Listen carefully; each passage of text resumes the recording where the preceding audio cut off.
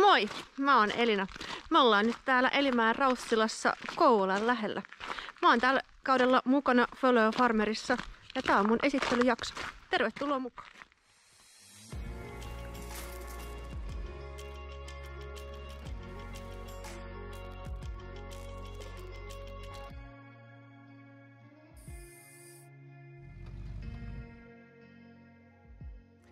Valkeisen Elina täältä Elimäen Raussilasta. Meillä on tällainen tavanomainen kasvinviljelytila. 160 hehtaaria on viljelyssä nyt tälle kasvukaudelle. Viljelyssä meillä on syysvehnää, kevätvehnää, mallasohraa, hernettä, kauraa ja nyt päättyy muutamat maanparannusnurmet tänä syksynä päätetään ne, niin siihen tilalle olisi tarkoitus syysrypsirapsia kylvää. Ja sitten on tietysti monimuotoisuuspeltoja. On vähän auringonkukkapeltoa ja muuta sellaista kukkapeltoa. Mä oon viides sukupolvi tässä tilalla. Meillä on ensi vuonna on juhlavuosi, kun me ollaan oltu tässä paikalla, tai meidän suku on ollut tässä paikalla 15 vuotta. Ja meillä oli sukupolvenvaihdos, eli mun yrittäjäura alkoi tuossa 2015. Talvet olen töissä ProAgrialla kasvintuotannon asiantuntijana. Siellä mua erityisesti kiinnostaa kannattavuus ja maan kasvukunto ja niistä mä juttelen paljon viljelijöiden kanssa. Ja sieltä saa niistä keskusteluista sitten tietysti myös tarpeen omalla tilalla. Meillä on aika perinteinen viljelytekniikka. Että jonkun verran syksyllä tehdään noita muokkauksia, kevytmuokkauksia, mutta se tehdään sen mukaan, että joko viljelykierron mukaan, että joku kasvi vaatii sitä muokkausta, tai sitten jos on jotain maanparannusaineita käytetty, esimerkiksi nyt viime syksynä jonkun verran kalkittiin peltoja, niin sitten ne kaikki oli kevytmuokattuja. Ja sitten perinteinen äestys ja kylvö siihen. Mun viljelyfilosofia on all in. Joka vuoteen lähdetään all in. Tehdään kaikkemme, että saataisiin sieltä pellolta mahdollisimman paljon satoa, koska se on niin ratkaisevassa tekijässä siinä, että mikä on se meidän katetuotto sitten loppujen lopuksi. Eli tehdään kaikkemme, että kasvusta voisi hyvin, silloin olisi kaikki siellä kohdalla, mutta sitä ei tehdä niin kuin suin päin, vaan lasken tosi tarkasti, että mitä mikin toimenpide maksaa siellä pelloilla ja sitten mietin sitä panostuottosuhdetta. Panostetaan tosi paljon maan kasvukuntoon. Mietitään sitä, että minkälaisilla koneilla siellä pellolla ajetaan, että ei tehdä mitään tiivistymiä sinne ja että missä olosuhteissa siellä pellolla ajetaan ja minkälaiset on rengaskuormat ja rengaspaineet. Että se maan kasvukunnosta tulee se niin kuin perusta sille sadolle. Tilan pyörittämisessä mulle on tärkeää se kannattavuus, koska sehän on tärkeintä, mitä jää sinne viivan alle.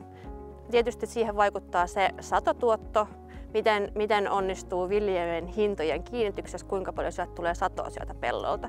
Mutta sitten tietysti kiinteät kustannukset on tärkeä osa myös sitä, että minkälaisia konevalintoja tehdään ja mihin ne rahat sitten käytetään. Et ei ne välttämättä ne isot tulot, vaan ne pienet menot. Ja sitten mun mielestä on myös tärkeää tehdä sellaista kuluttajille näkyvää ympäristötyötä. Nyt erityisesti, kun pitäisi niin kun herätellä kuluttajia siitä, että ne joka päivä syö ja ne joka päivä tarvitsee sen ruoan, mitä me täällä tuotetaan heille. Ja että me tehdään kuitenkin tässä samaan aikaan kaiken aikaa sellaista tärkeää ympäristötyötä siinä ruoantuotannon ohella. Meidän tilalla harrastetaan uudistavaa viljelyä. Sillähän ei ole sellaista virallista termiä, että mitä se tarkoittaa. Että se on niin kuin tavallaan joukko toimenpiteitä, mitä tehdään siinä ruoantuotannon ohella,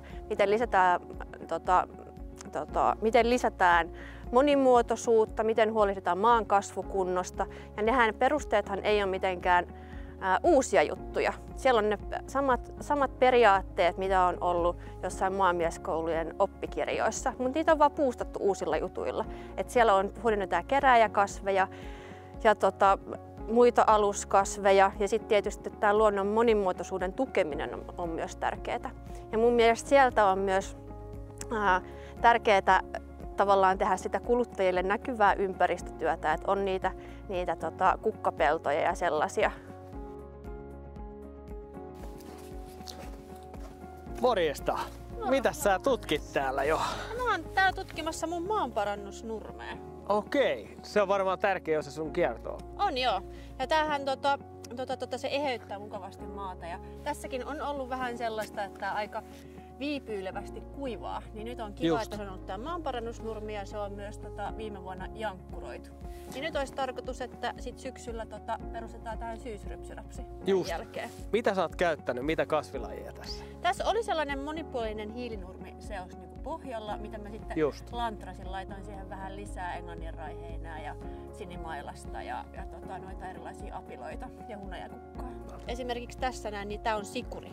Se näyttää tällaiselta ihan voikukalta, mutta sillä on tosi sellainen hyvä paalujuuri tulee, joka muokkaa maata hyvin. Joo, tämähän näyttää hyvälle. Täytyy tulla sitten kasvukaudella katsoa lisää, että miltä tämä näyttää. Näin tehdään. Tässä oli mun esittelyjakso. Kiva kun olit mukana. Seuraavassa jaksossa ollaan todennäköisesti ainakin lähempänä kylväjä.